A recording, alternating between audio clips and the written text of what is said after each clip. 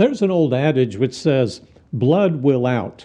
A long time ago, it was thought that a person's heritage would force them to eventually betray their bloodline and act a certain way. The son of a murderer was looked upon with suspicion, and the son of a nobleman was thought to be, well, noble. While we don't really believe that today, I think we do tend to think that way when we shouldn't. People in the Bible who were heroic can bring surprise to the modern reader when we find that their descendants were scoundrels. What I want us to see is that ancestors don't guarantee the course of their descendants' actions. Let's consider a great man in Bible history. You probably remember how courageous Joshua was when he stood against 10 men of Israel to affirm that they could conquer the land. But don't forget about a man named Caleb.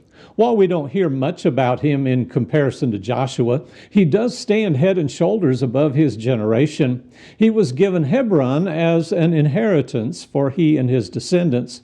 To be a descendant of Caleb would have made you stand out in an exceptional way. But let's fast forward to a descendant of Caleb. His name is Nabal. 1 Samuel chapter 25, verses 2 through 3 says, "Now there was a man in Maon whose business was in Carmel, and the man was very rich, and he had 3,000 sheep and 1,000 goats. And it came about while he was shearing his sheep in Carmel, now the man's name was Nabal, and his wife's name was Abigail, and the woman was intelligent and beautiful in appearance, but the man was harsh and evil in his dealings, and he was a Calebite." Later in verse 25, we learn that his very name meant fool, and the meaning of his name reflected his actual character. This is an important lesson for us.